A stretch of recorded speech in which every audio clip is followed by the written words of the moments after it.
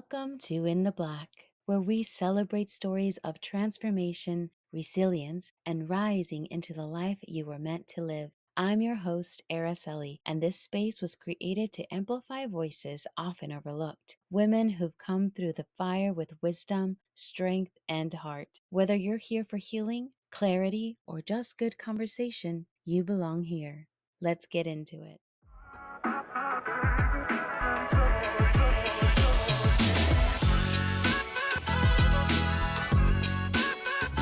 Today, we welcome someone who embodies true resilience and reinvention. Anne Montgomery is a woman who's broken barriers and battled back from life's hardest blows. She was once in front of millions as a television sportscaster, anchoring SportsCenter on ESPN and working for the NBA's Phoenix Suns. But after being told she was no longer pretty enough for the camera, she lost her job and found herself in financial debt.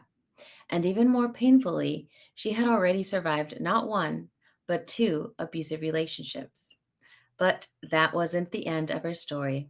Anne rebuilt. She became a prolific author, an educator, a high school football referee, a foster mom, and someone who found strength not just in survival, but in turning pain into purpose. Today, we're diving into Anne's remarkable journey from the bright lights of TV studios to the gritty determination it takes to start over and heal. Her story is one of hope, courage, and reinvention. And by the end of this conversation, I promise you'll walk away with not just admiration for her, but inspiration for your own journey. So, welcome, Anne, to our podcast. You, Araceli, it's very kind of you to invite me. So, before we dive into the questions, I'm just going to have you introduce yourself, tell us a bit about you, and we'll get started.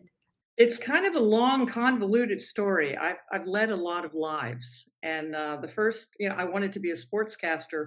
Now I'm 70. I just turned 70, so that was a long time ago when I was in high school and announced I wanted to be a sportscaster. Because quite honestly, back in 1972, women just didn't do that sort of thing, and everybody told me, no, you can't be that. You're a woman. Even my mother, when she said, well, we have to pick a college. What do you want to be when you grow up? And I said, I'm going to be a sportscaster. And she said, don't be ridiculous. I'm trying to have a serious conversation with you. But I was serious. I went to college. I told my college professors the same thing. I want to be a sportscaster. They said no.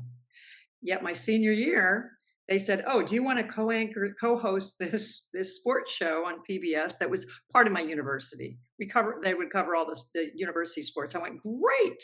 And I had a male co-host, only to find out that the football coach, the baseball coach, and the basketball coach all refused to speak to me. They wouldn't allow me to interview them or come out to practice or do my job. And so I'm like, I'm stumped. What am I supposed to do now? But then I realized there were a whole bunch of other teams on campus, ice hockey and gymnastics and tennis and swimming, that no one ever paid attention to. I went to them and said, I'd like to do a story on you. And they were thrilled because no one ever paid attention to them. They didn't care that I was a girl. But then I got out of college and couldn't even get an interview. And this is like 1977, 78. So I ended up in Washington, D.C., where I fell into the bar business. I started working at a restaurant, which into the 80s was great fun. You're too young to understand maybe about the 80s, but it was a good time, And by accident, I went to a hockey game at Washington Capitals game one night, and I'd grown up ice skating. And my group was with a gentleman who was an amateur ice hockey official, and he was bemoaning the fact that there weren't enough officials. And my aunt was with me, and she goes, "Oh, Annie can skate. She should be a referee." And I went, "All right, I'll be a referee," which meant I had to take a class and learn about officiating. And I'm doing 6-year-olds, like little tiny hockey players. But I had an epiphany after that game that I didn't know enough about sports to be a good sportscaster. I was before Title IX. The sports I did were individual. I was an ice skater. I skied. But I was never on a team. I didn't understand the 5 main team spectator sports. So I decided to take 5 years of my life and to officiate football, baseball, ice hockey, soccer, and basketball so that I could learn the games, so that I could understand what they were all about, so that when someone said, go cover a football game, I would know what to do. And I believe some forward-thinking news director would hire me. And that is exactly what happened. and I ended up working for 5 TV stations. As you pointed out, I worked at anchored SportsCenter at ESPN. And yeah, but then, like a lot of women who are on camera, we get too old, and suddenly the target audience in sports is 18 to 34-year-old males. And once you are 35, for the most part, unless you have an Olympic gold medal and you're covering ice skating or whatever, um, you're not pretty enough to be there anymore. So today it's a little better than that, but that's what it was like in my time. Wow, yes, that's fascinating. Most of the sportscasting jobs for women today are ridiculous. Most women do what? They're sideline reporting, and that's a useless job. I mean, I don't want to put a microphone in the face of a coach who's down 30 points at halftime. I just don't. And on top of that, it's mostly they really should just have nurses on the sidelines in scrubs because almost all the questions are, "Oh, what happened to him? Oh, he's got a torn ACL, Bob. Back to you." What good is that? They don't talk about the game. They talk about the injuries. So I think we put nurses down there. Yeah, and women don't do play-by-play. They don't rarely do color. There's a few women, but mostly they don't. Professional sports act like women can't talk about the games. They can. Obviously, what the sports that women play, like basketball, there's much more opportunity for women broadcasters there because they understand women know the game. But for things like football and baseball, hockey's not too bad. They're getting better, but it's still mostly women on the sidelines. Um, if there are those in hockey. So yeah, it's not much better today. It really isn't. And still, you need to be pretty. You do.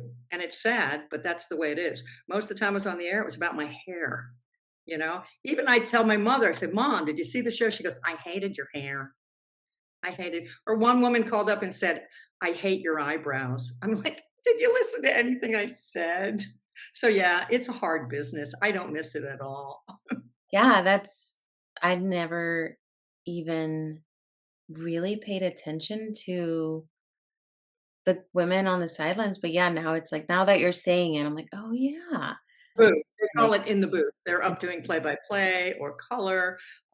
Yeah, and they put them on sometimes on panels and stuff, but most of them are very hot. So once you're like I was pushing 40, I mean, here I had 5 TV jobs, and all of a sudden I couldn't get a job anywhere in the country, and I had an agent at that point. So he said, "You'll be fine." Never got another. I mean, I ended up working for the Phoenix Suns because I'd lived in Phoenix. I'd worked for a TV station in Phoenix, and I was their studio host, which meant I did a half-hour pregame. I did a 15-minute halftime show, and then I did a call-in show at the end. And that was great fun, but it was only 20 nights a week. I mean, it was only 20 home games. So that wasn't any way to make a living. And yeah, I went from national TV to, strangely enough, going back to officiating kids' games. So when I'm on TV and then I'm doing Pop Warner and Little League, that's the ironic part. I never quit officiating. I didn't quit officiating till 2019. I officiated football for 40 years. And I ran into the same thing. I'm a woman. What am I doing there? I don't belong. Um, you know, like TV, guys were some guys were great, but many guys were cruel. And so after 14 years of getting thrown off other men's crews because they would say, "We're never getting the state championship with you because you're a woman," I made my own crew. I stood up in a group of 400 male officials mostly, and said I'd like to be a referee. And they said they were trying to start new crews, and I stood up and I said I'll be over there if you want to be on my crew. They knew immediately what they were getting. They knew they'd never get the state championship. They'd never get big game, the big games. There were plenty of games, and I ended up being a referee for the last 24 years of my career, I think. And and that's what I miss. Ironically, I don't miss TV, I don't miss teaching, but I miss Friday night football. So that's why they're wrong. And when I hear guys do it on national TV say, "Oh, the referees," no, they're not referees, they're officials. We're called officials. And the referee is the white hat. so let's rewind a little bit. Let's talk about the career in TV. So you had this incredible career in TV sports broadcasting. What was it like breaking into that world as a woman at that time? Well, it was almost impossible. I mean, everywhere I went, yeah, I mean, I couldn't even get an application in. And back then, way before the internet, the way you applied for a job was there was a magazine, broadcasting magazine, and in the back were want ads, but they were sneaky because they didn't tell you where you were applying to. It would just say "Sportscaster wanted." Apply to box 752, and you'd send a letter and a reel, and so I did that for a couple of years, and nothing happened. And then one day, 1983, so 5 years have gone by, and I'm still working in a restaurant, and my parents aren't even speaking to me. I mean, my parents came down to Washington D.C. and they had an intervention, saying, mostly my mother. My mother was not very nice, and she basically said I was an embarrassment to the family, and what am I supposed to tell my friends you're doing? I said, Mom, I'm a referee and an umpire. I'm learning about the games. It's like being in college, but I'm learning the sport so I can be a good sportscaster. And she said, "You're nothing but a waitress." And I said, "Well, yeah, I got to pay my bills while I'm officiating." And she said, I don't even know what to tell my friends. I'm horrified. You need to go back to college." I'm like, "No, I don't want to go back to college. I want to be a sportscaster." And I didn't see my parents for a couple of years at that point because they were embarrassed by my choices. So, Wow. but one day I got a phone call from one of those applications, and a guy called and said, "We'd like to hire you to be our sports director." I'm like, "Really?" And 2 weeks later, I was in Columbus, Georgia. I moved from Washington D.C., the center of the universe, to backward, like I got sent 50 years earlier. It was very disturbing down there, but they put me on TV. What I didn't understand is they knew nothing about being on live TV, absolutely nothing. And so I got there on a Sunday night. They said, "Okay, you're anchoring on Wednesday." I'm like, "Okay." So I had 2.5 days to figure out what to do. And I was lucky. I had a very nice man who was my partner there. And he should have become the sports director because I had no experience. But they hired me above him. I became his boss, but he didn't care. He taught me what to do, but not soon enough. That very first night, you are too young to understand what carbon paper is, I think, but we would type on these old-fashioned typewriters, and they had 6 pieces of paper, and in between there was carbon paper, so you could type and it would make 6 copies.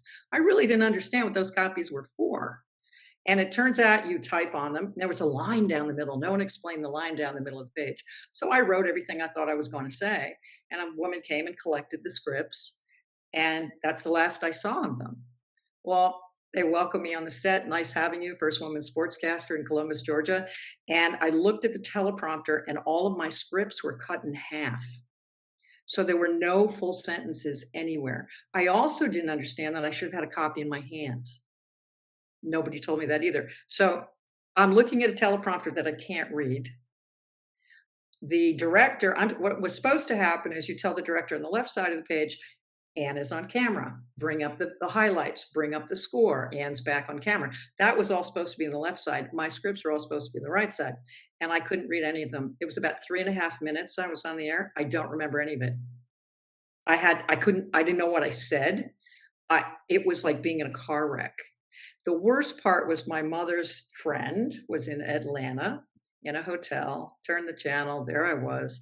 She told my mother I was horrible, which I was, and, my mother wouldn't see me on TV for several years. She was humiliated, you know? But they didn't fire me. I thought they would, they didn't, and, I learned how to be a sportscaster, and again, that led to 4 other jobs. That's amazing. I love the details of the story and bringing us into your world when that It happened. was a learning curve is my point. I got in, I had no idea what to do.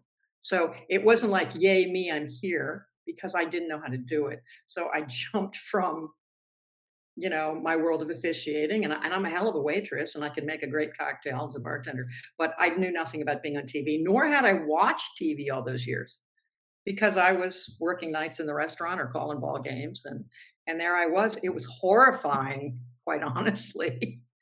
But, I was lucky I lived 1,000 miles from anyone I knew, and, you learn. You learn. It was, the proverbial being thrown into the fire. So, I got what I wanted. Was it easy? No, it was not. I love that. Fast forward to you were let go for something as subjective and superficial as appearance. So, how did that moment affect your identity and self worth, or did it impact you in that way or in any way at all? Oh, no, it was horrifying. When my boss called me in, I'd never been yelled at. No, but I did my job. I was on the air most night, 5 nights a week. Not, no problem. He called me and he goes, "We're not renewing your contract," which in TV speak means you're fired. And he goes, "Clear off your desk, take your things. Security will show you out." I couldn't get up. I was like, "What?" I, I'd never been fired before, and I was horrified. And I managed to get up and get to my desk, and there was a security guard. Like, I didn't know what they think I was going to do. But there's a whole newsroom full of men because that's what ESPN was at that point, almost all men. Nobody turned their head. Nobody said anything. I walked out, never walked back in. And the problem was, is I went home and I was married at the time to an umpire. He had been a minor league umpire when I married him. And unfortunately, when we got married, the American League was down looking at him to bring him up to the major leagues, which is big time stuff, right? And his supervisor came to him one day and said, "Don't marry Annie." And he said, "What do you mean?" He said, "Well, we don't like our people involved with the media." And so he told me, I said, "Well, let's put off the wedding. No big deal to me. Once he's in the major leagues, they can't fire him, really." He said, "No, that's silly." Well, he got fired 3 days after we were married. Just got a letter in the mail after 12 years in baseball. And he was bereft, horrified. I keep using that word. Yeah, it really affected him, and he was an alcoholic on top of it. So he started drinking heavily, much more heavily, and he was miserable. And then I get my big gig at ESPN, and there's a jealousy factor, I think. And so I had to go home and tell him that I wasn't going to be able to pay all the bills anymore. He was a chef at that point. He was a very good chef. He became one later, and but he never made the kind of money I did, and so he was pissed. And he let me know. So not only was my ego slashed from losing my job, but now I had a husband he was never physically abusive, but he was horribly verbally abusive and cruel. And I couldn't pay the bills anymore. And so I'm a loser. And I already felt like a loser. I mean, I was depressed. And also I worked overnight. So suddenly I have nothing to do. That's when I started writing books, quite honestly. I found myself with all this time. My agent kept saying, "We'll get you a job, we'll get you a job." They never did. And so in the meantime, we have no money and we're living off my credit cards. And we were renting a home in Bristol, and one day there was a knock on the door, and it was a sheriff. And the person who owned the house never paid the mortgage, and the house was repossessed. They gave us 24 hours to get out. So not only am I going through all this crap about losing my job, now I'm homeless. And I have big dogs and 4 cats. A friend took us in briefly, but then, it just wasn't sustainable. And a friend of mine in Phoenix, a girlfriend called me and she said, "Come to Phoenix, come back." And I said, "You live in a condo. I've got 2 big dogs and 4 cats." She goes, "Get in the car and come." And by the time I got there, I was $33,000 in debt. My old boss at Channel 10 in Phoenix said, "I'm going to have a job for you. Give me a couple months." And so I'm good. Now I'm feeling good. I'm going to be back on TV. Then I opened the paper a short time later and he'd been fired. So there was no job for me. Um, so yeah, I did a lot of feeling sorry for me for a long time. And it was really bad because nobody would hire me to do anything. Here I had a college degree. I'd been on TV for 10 years, including national TV at ESPN. And I actually even got so desperate, I went into a sports bar one day. It was a brand new sports bar. And I went in and they said, "Bartender wanted." And I went, "I'm here to apply for the bartender job." I said, "I worked in the restaurant business for 5 years." I said, "I can entertain your patrons with my sports knowledge, even if they're sober, and I can make a hell of a cocktail. Hire me." And this manager looked me up and down and said, "I don't think so." And I realized what he wanted was a 20 something, a short skirt and a push up bra. And I was almost, 40. So no, that didn't work. So what did I do? I went back to officiating. So I went from national TV to calling little league and men's leagues too, and high school football and baseball. And that's all anybody would pay me to do. And so, yeah, I felt sorry for me for quite a while, couple of years, actually 3 or 4 years. I really did. Wow. That's an incredible, and then you were still with your husband when you moved to Arizona? We were together, but we lived in the same house. We couldn't afford to get divorced, and though he kept telling me to get out, that kind of thing. And I did my best to help pay the bills. I will give him this: when he lost his job in baseball, I put him through culinary school. So he became a chef, and that's what he was till he died. He died of COVID, sadly. We were friends by that time. It was okay. And so he paid the bills while I went back to college to be a teacher. But it took me 5 years, I think it was, before I made that choice. People who knew me, because I spent my life officiating kids, they said, "Why don't you become a teacher?" I'm like, "I don't want to be a teacher. I want to be a sportscaster." Right. And and so I wouldn't do it. And a couple of things happened. One, while I was officiating baseball, umpiring baseball, I met a man named Don Clarkson. And Don was a wounded Vietnam vet. I mean, he limped profoundly. He had post-traumatic stress. He had Agent Orange poisoning, which would kill him in 2010. But for 5 years, we were partners on the baseball field, meaning we worked like 4 days a week together. And he was charming but troubled, had 8 kids. He just and we'd sit. I don't know if you ever go to kids' baseball games, but the umpires dress in the parking lot. We take our folding chairs out and our gears in the trunk, and we sit there and chat before the game, and we chatted when we're doing a doubleheader. So Don and I were best friends, and and it's funny because I bitched the whole time about how shitty my life was.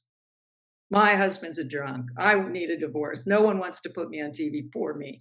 Here's a man who was basically dying, who had a wall full of war medals, who had never, his brain couldn't come back from Vietnam, and he never complained.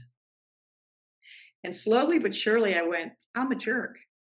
I'm really jerk. I'm worried about not being on TV, and this man is worried about taking care of his children, and he's dying.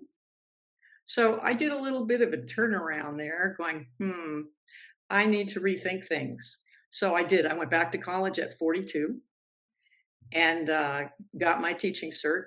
And I ended up teaching in a Title I high school. Now, that means the majority of the kids at my school lived in poverty: gangs, drugs, weapons, alcohol, pregnancies. I mean, 400 kids in foster care. I mean, it was, every day was a crisis. And I got there. They hired me to teach video production, journalism, communications. And I came in from the professional world like a hard ass. You have to be on time or you'll never be successful. And I was a hard ass. And one day the kids in the TV program did a terrible show, and I read them the riot act. And I started. One little girl stood up in the middle of class. She goes, "We don't like you." I said, "What?" She said, "We don't like you and we don't need you and we're leaving." And every kid in my class walked out. Everyone. And I felt really bad. I stood in front of that classroom and I cried. I'm crying in front of an empty classroom. And another teacher came to me a few days later and she goes, "Have you ever considered being nicer?" I go, "What do you mean nicer?"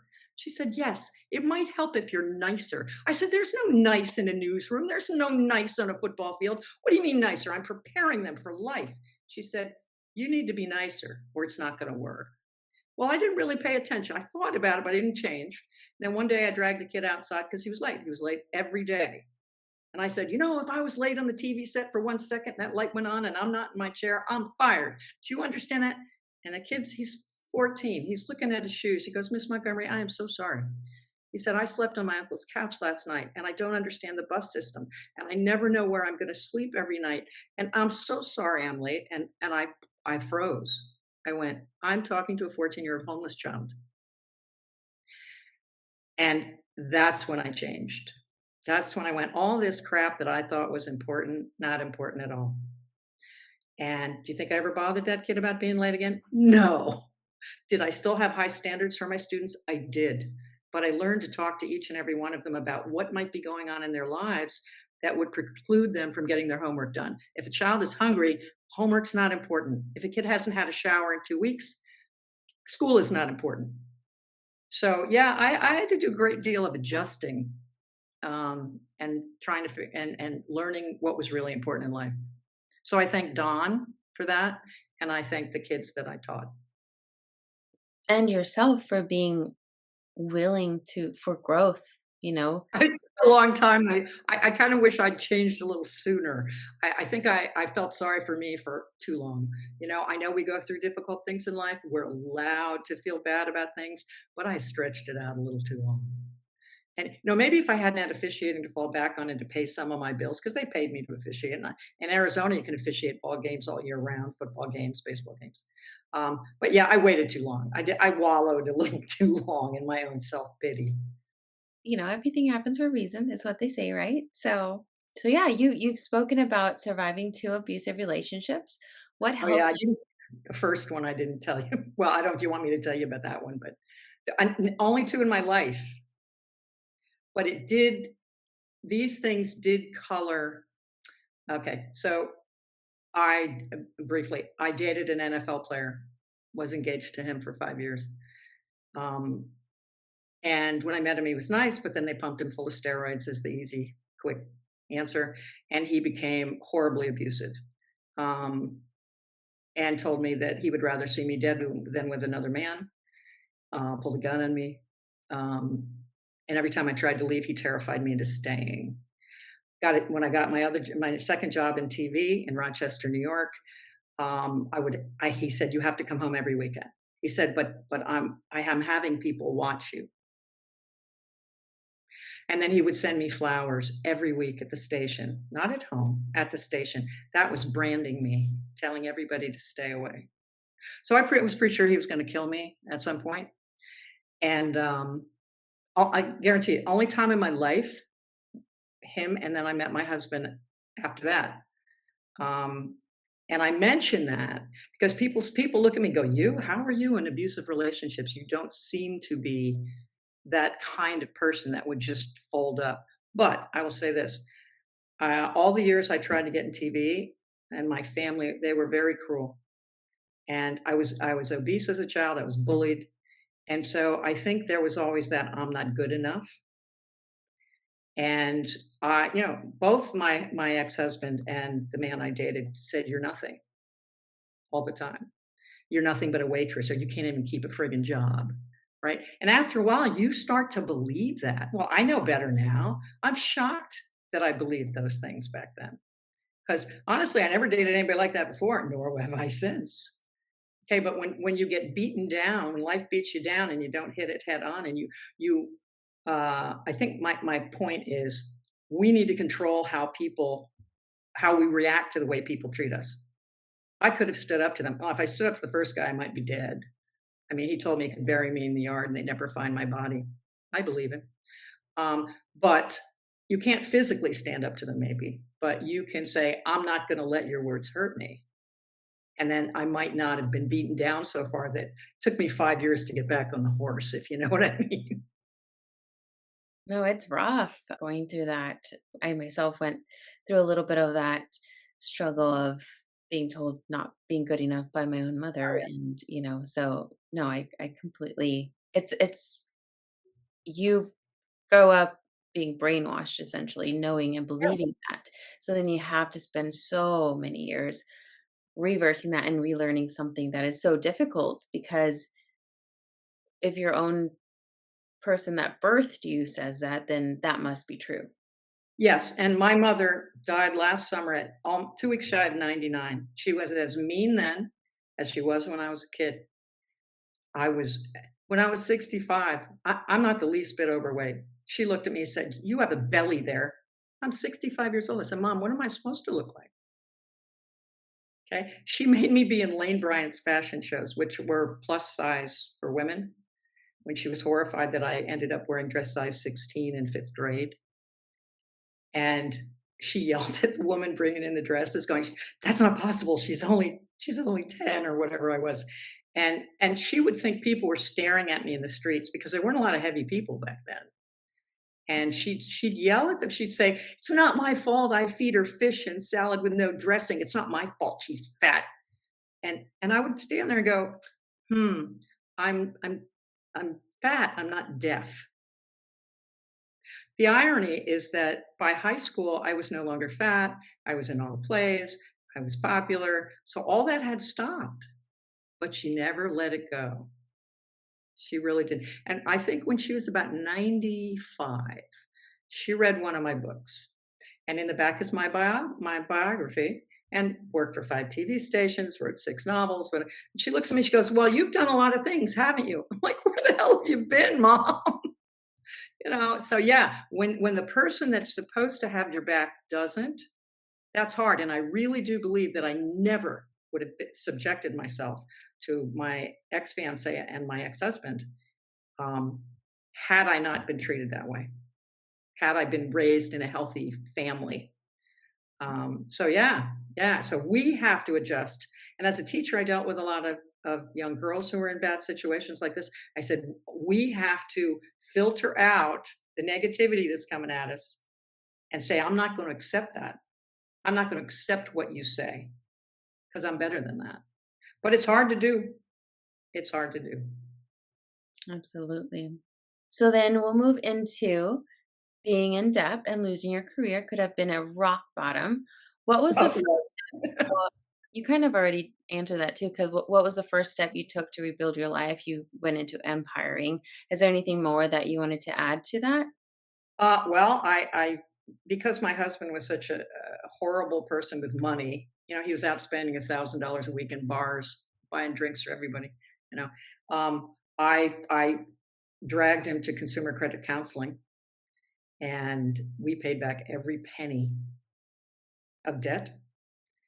So that was one of the greatest days of my life. I will never be in debt again. I have a mortgage on one house, but other than that, I owe nobody anything. That was so horrible to be in debt and to have 24 phone calls a day before you could block people and stuff. So that was one thing.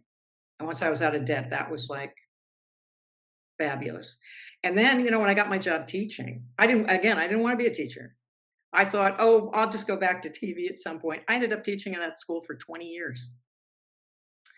And in a really ironic twist, I was unable to have children of my own, which made me sad for like a decade. And then I sort of you get over it when you get older. It's like, oh, well, I'm never going to be a mom. And one day at the end of the school year, because all my kids lived, I worried in the summertime. I worried because they wouldn't have structure, they wouldn't have food. I mean, we had kids that, we arranged to send food boxes home on the weekends. They had free breakfast and lunch, but some kids had no food. And it was terrifying to me over the summer. So I always put my phone number on the board, even they said, don't ever give them your phone number, but I did. And I said, look, if you get in trouble, call me. I will try to help you if I can. And one summer, I got a phone call from a kid I barely knew. My kids could take my classes over and over again, so I got to know them very well. But this one kid, I had him one semester, and he started calling me in the summer. I'm like, "Well, is there something wrong, Brandon?" And he said, "Well, no, no, I just wanted to talk." And I said, "Well, you're in my class next year, so I'm looking forward to seeing you." I spoke to him a few times. Then he didn't show up for school. A couple weeks go by, he's not there. His phone's disconnected. I'm like, I wonder what happened to him. Well, one day he calls school and he said, Miss Montgomery, I'm hungry. I said, what are you talking about? You're hungry.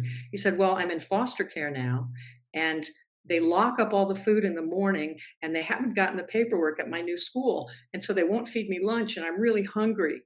And I am pissed.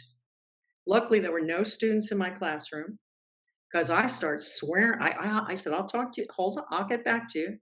And I'm swearing in my classroom. And the same teacher that told me to be nicer, she came in, she goes, what's the matter? And I told her. She said, oh, well, if that bothers you so much, why don't you call foster care and say he can come and live with you? I said, are you out of your mind? I said, I'm 55 years old. I've never been a mother. I don't know how to be a mother. She said, then quit complaining. 2 weeks later, that child was dropped off at my door. And I became a mother of a 15-year-old. I have had we have 4 kids, 3 boys and a girl. There have been a couple other kids who we've taken care of when they've been not official foster children. And I'm a grandmother. I have a 7-year-old grandson. And so I'm a mom. Who knew? And life is funny that way, the twists and turns, it never works out the way you think it will. You can plan all you want, it doesn't do that, but I wouldn't change anything, except I would have maybe moved on a little more quickly during my feel sorry for me years. But yeah, I mean, we're leaving to go home to Phoenix. Our oldest is gonna be 30, that's Brandon, and, he's the dad, and he's thrown himself a 30th birthday party, he's a DJ. So, yeah, we're going home for his birthday party, and if you had told me I was gonna be a mom ever, I would've said, "That's not possible," but if they hadn't fired me and I hadn't become a teacher, I wouldn't be a mom. So life is very strange. Yeah, I always say, you're put on this earth, and I don't know if you believe in God or your religion, but for His purpose, and you don't know it. And so life is just scary, although we're not supposed to be scared and fearful. But you get out of your own way and you start to feel joy and peace. And it brings you down like these roads that you just never would have ever thought if, somebody told you this, that would happen. So it's just so cool to see and hear other people's stories. Love Well, that. I will say this, it's not easy. Taking in teenage boys, nobody wants teenage boys. And kids that have been in foster care are damaged. So people think if you love them enough, then it'll work. It's not that easy. You have to deal with all kinds of issues.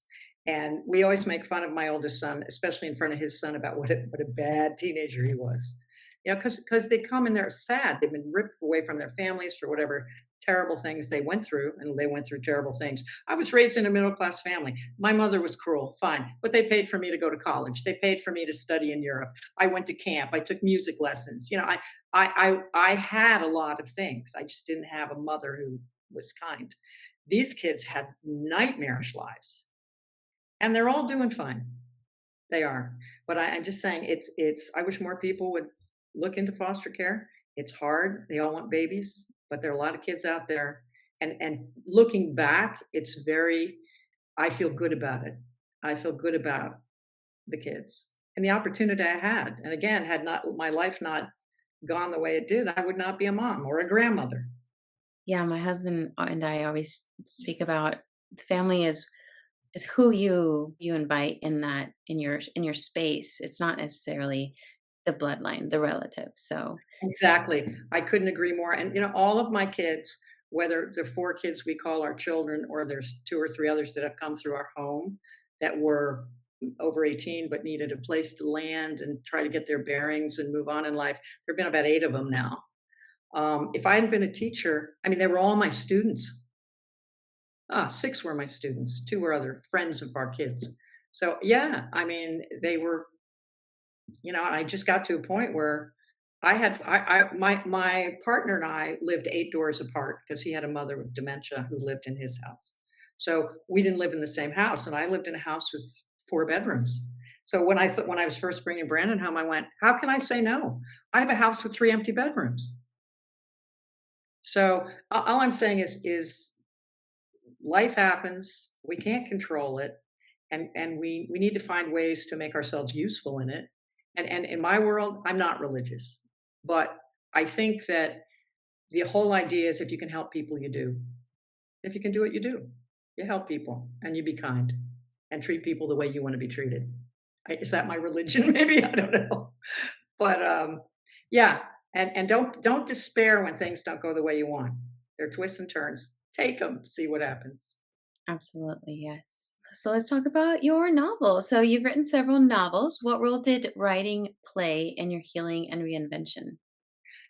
The healing part's interesting. When I first lost my job at ESPN, I found myself with ridiculous amounts of time that terrified me. Because in television, there's no rest. You go from one show to planning the next show to planning the next show. It's constant. When I die, I'm going to die a few years early from the stress of television. Probably that's why they all drink a lot. But so when I lost my job and had nothing to do, I was still being paid, so that was okay. But I had nothing to occupy my time. And my ex-husband, I told you, was in baseball, and he told me stories about bad things going on in baseball, like umpires gambling on their own games, which is what they didn't want me to know about. And so we wrote with his stories. We wrote a book called The Integrity of the Game. I wrote it. He told me stories. about how gambling could infiltrate baseball. It was fictional, but based on stories he told me. And it kept me busy. Now, this was strange for two reasons. One, when became a teacher, I became a reading specialist for about 5 years, and I found out I'm dyslexic. I had no idea. In my family, I was just stupid and lazy. In fact, when I was going off to college, my brother, I remember he was 2 years older than me. He's leaning in the doorway. He goes, "You're too stupid to be in college." He said, "I bet you $20 you're going to flunk out by Christmas." And I thought, I'd rather be hit by a truck than flunk out of college and lose this bet. So I taught myself how to study. I never did all nighters. I never partied before tests. I started studying for an exam a week before because I knew if I didn't, I would flunk out. So I learned to be a better student. And, the irony is that I never read. I didn't like books. In fact, my best friend from high school always had her nose in a book. And when she found out I was an author, she goes, "How the hell did you ever become an author?" She was right. How did I? What people don't know is when you're a broadcaster, the number one skill you have to have is to be able to write. You have to tell stories. Okay, in a 3-minute local sportscast, I might have to tell 10 stories. Some might be 15 seconds, some might be a minute and a half, but I have to tell you stories. After I got out of television, I did become a print reporter. And I applied to a job in the newspaper, went over to this little newspaper and said, you need a sports reporter. I'd like to apply. They saw my resume. It said I was on TV for 10 years. And they said, "Oh, you don't know how to be a sports reporter." I said, "I wrote everything I said for 10 years." And they said, "Oh, well, we don't know." It was a $7 an hour job. I begged. I said, "Please, let me have this job." And I was umpiring at that point. And they hired me. And my stories kept ending up on the front page. And then another newspaper hired me. So I ended up writing for 3 newspapers and 3 magazines, which was just a longer form of storytelling. Now I had more column. I had more pages I could fill in magazines. So the jump to being an author is just it's just a longer story. So I learned to be a writer along the way. And I also am a news junkie, sadly, still today. I read the newspaper every day and I find stories that fascinate me. And I have written novels around stories like that. There was a domestic terrorism situation in Arizona where an Amtrak train was derailed intentionally. It was deadly, and it remains an unsolved crime. Happened in 1995. I went out there and investigated it and wrote my first book about that, and also incorporated my friend Dawn into it as the protagonist, the one who's the Vietnam veteran. I wrote one about children in religious cults. We have a religious cult in Arizona that's a nightmare. A guy married 80 women, including 12-year-old girls. And I went up there, pretended I didn't know who they were, wandered around their community. It was the most frightening place I've ever been, and wrote a book about a 16-year-old girl's view of that world. Um, I've written 2 historical fiction books. My most recent is called Your Forgotten Sons, and I wrote it from a packet of 75-year-old letters from a man who fought in World War II, who was in the Graves Registration Service. And his job was to locate, identify, and bury the dead. Think about that. We have we see movies, read books about war. We see plane battles and ships blowing each other up and people fighting in the forest. But what happens the next day? Who goes to get the bodies? The guys in the Graves Registration Service. So every time you see pictures of Normandy, you see the beautiful graveyard. They built that. He built that with his men. And we have those graves, those beautiful cemeteries all over the world that our graves people have built. So he did not come home. And his family member gave me those letters and said, "I want you to write a book about Bud." And I did. And it's called Your Forgotten Sons. That was the toughest book I've ever written. But yeah, I write about things that I'm interested in. And yeah, but publishing's a hard world. I'm very lucky I was a referee and an umpire because, where I'm used to getting screamed at all the time, like nose to nose, because publishing is cruel and hard. And I'm very lucky I have a pension and Social Security because I probably wouldn't be able to live on my book royalties. When you went to, for example, that first book with the 13-year-old child. Oh, no, no, no. Okay. I'm sorry. You mean the one that was in the cult? Okay, she's fictional, but I interviewed a woman who grew up in the cult and who escaped. In fact, that was one of the most terrifying interviews I ever did. She came to my home. Her name is Flora Jessup. You can Google her.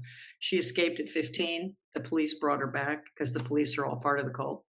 And then she escaped when she was older, and she spent like 20 years trying to get girls and women out of the enclave. And she came and sat in my office, and I hit my tape recorder, asked like 2 questions, and she talked for 3 hours and told me the most harrowing stories about what their lives were like. There's no TV, no internet, no phones, no, um, any communication with the outside world, and yet it's a town. You can walk into it. They used to have stand at the road with shotguns, but the federal government said these roads were built but with public money, you can't stop people from coming in. And they wear prairie dresses. You know, the women are all covered up and have weird hairdos. If you Google FLDS, the Fundamental Church of Jesus Christ of Latter Day Saints, they're still there. They're still doing it. It's a little better than it was, but their prophet was arrested and put in prison for the rest of his life for marrying a 12-year-old and recording it, recording sex. So yeah, but she's the reason I knew about it because she told me all the stories. So I created a child from her memories. So, how did you get in touch with her? How did you find her? Well, I was a reporter. I mean, it would I call people. It's funny. I have another book called Wild Horses on the Salt. That's among other things about domestic abuse, escaping it, and it's also about the wild horse problem in the West. We have too many wild horses. Our cities and towns are growing into their wild places. People are shooting them. They're getting hit by cars, and there's these big fights on what to do with the wild horses. Do we kill them? Do we round them up? What do we do with them? So it's about two of those things. Yeah, I read stories about these things. You'd be surprised how thrilled people are to talk about their lives. For example, in that book, there's a cattle rancher, and I've not had much association with the cattle ranch, so I called up a local cattle rancher and I said, "Can I interview you for a book?" He said, "Sure, come on out." And so I interviewed him. Turns out he was a beekeeper. So my character, the cattle rancher, became a beekeeper. And people are happy to talk about their lives. They say, "I'm writing a book. I'm doing, informational background." And I was a reporter, so I have those skills. And I sit and talk to people and create characters that way. That is so awesome. Mm.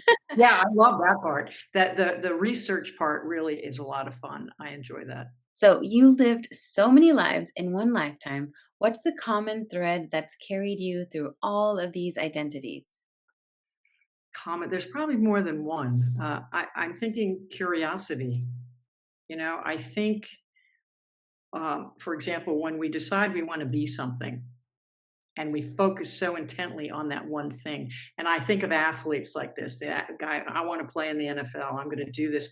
What they don't seem to understand is that career is going to end probably sooner rather than later. When I would have students who would come to me and say, I'm gonna play in the NBA. I said, well, professional sports careers last rarely 3 to 6 years. And now you're 25, 26 years old. What are you going to do now? So we get hyper focused on saying, I'm going to be this thing. I did that. But we have to broaden our horizons a little bit. We need to be curious about a lot of things. And as someone who's, as I said, is now 70, I've had to give up a lot of the things that I like to do. I can't ski anymore. I don't ice skate anymore.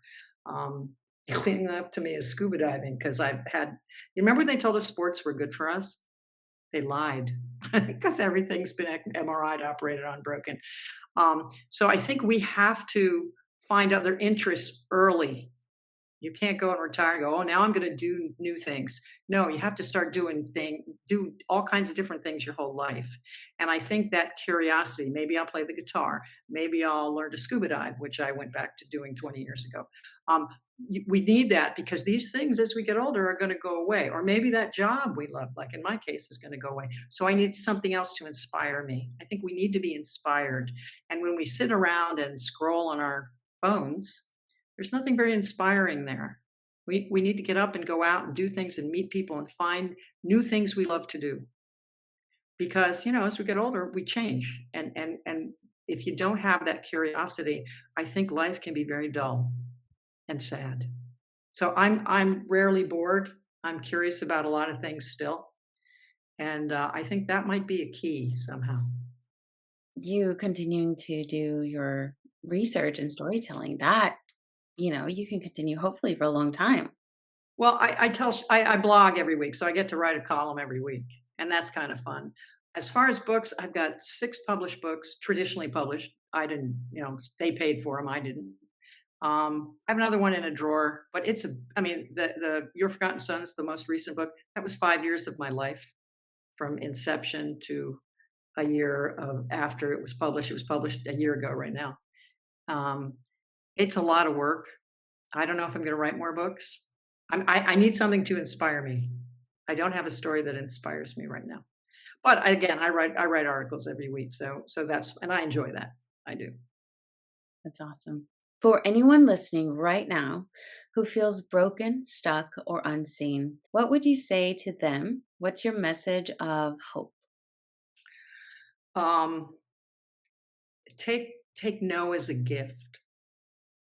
When people look at you and say no, for me it was a gift because I always said, "What do you mean no? I'm going to prove you wrong." And I think often, especially when we're down, we feel like we're not good enough, we're not successful enough, we don't make enough money, we don't have a big enough house, our parents say us whatever. Don't take other people's negativity and hold on to it. You got to let it go. When people say no to me, it kicked me in the butt and made me go, "I'll prove you wrong." And I think we need to do that. Maybe you're not pretty enough. You're not young enough. You're a girl, whatever it is. You have to go, well, so what? So what? Is it easy? No. Did I go home in my car and cry sometimes? Yeah, I did. Okay. But the bottom line is they never ran me out. Maybe TV did, but I'm grateful they did. I'm grateful that TV threw me out when they did, or my life wouldn't be like it is today. So I'm just saying, take no as a gift and trust your instincts. If you think you can do something honestly, then go for it. What's the worst thing that can happen? And please feel free to fail. Failure is good for us. We learn nothing from success. We learn from failure. I can still tell you some of the worst calls I ever made on a baseball or football field, and I never made them again because I learned. So please don't be afraid to go out and try things because you might fail. You're supposed to fail. Nobody picks up a tennis racket or a football and is great the first day. Nobody. They have to go out a second time and a third time. So don't be too hard on yourself. Give yourself permission to fail. Get back up, dust off your butt, and try it again. And if somebody tells you you're not good enough, tell them, F you. I mean, I don't let people do that to me anymore. It's like, nope, I don't hang around with negative people. Okay, don't hang around with toxic people. You don't like me? Sorry. There's plenty of people in the world that do. So I think when we fail and when people put us down, it compounds, it builds on us till where we feel like we can't get up. But we're allowing that to happen and we have to stop. Absolutely. Your mom lived a Oh long gosh, 99 years old. Were you yeah. guys never really close, or did you guys maybe get a No, little close, or was it always just distance? it's funny. The last couple years of her life, my mother was a reporter in the 1940s. She was the only mother with a college degree. Okay. She lived in New York. She had her beautiful clothes and she only got married because she was Catholic. And she's 28 and she doesn't have babies yet. And she's not married. She's an old maid. It was kind of forced on her. And she and my father married. Both were on the rebound from the people they should have married. So she was miserably unhappy living in suburbia with 3 sloppy kids. Um, I understood that as I got older, but she was so cruel forever to everyone. Everyone hated her. She didn't think that. She was old. She talked about what a wonderful family life we all had. And I started laughing one night. Go, what are you talking about? And she didn't even register all the horrible things she did. But uh, when I started taking the kids in, she wouldn't accept them as part of the family. She would say, "We're having a family dinner." I said, "Oh, I'm going to bring Brandon and Ziggy." And she goes, "This is just for real family." I'm like, "They are my family, Mom." They are my family. If they're not coming, I'm not coming. So she would say stuff like that. Then weirdly, at 97, she was an author. She did book talks. She was still doing book talks at the home, and I went up to perform for her. She wanted me to be Eliza Hamilton as an old woman. Eliza Hamilton lived to be like 96. And so we wrote a play together, and I got dressed up and, as Eliza Hamilton, and I performed for her. She was like she was interviewing me, but I was, 200 years ago. And afterwards, I'm standing in the back of the crowd, and she starts talking about me, about how I was in TV and how I was a foster mom. I was like, "What the hell?" And she had a picture of me refereeing football. I gave her that picture. She always put it away because she hated it. She thought it looked bad. I'm like, "It's me calling a touchdown. It's my favorite picture." And she starts telling this crowd of people how great I am. I almost fell on the floor. I don't know what happened. But it took her to be 97 years old to say a kind thing. I don't remember any kindness up from her in my life. None. So I don't know. I don't hold anything against her. I think she was a product of her time. But I was jealous of kids that had the nice moms. So I went to their homes. Yes. So we always ask this question, what does it mean to you being in the Black now? Being comfortable in my own skin, not having to prove myself to people anymore. I have nothing left to prove. Sometimes I look back and I'm happy I'm not 30 or 40 or 50. I don't have to prove anything to anyone. I am happy with me.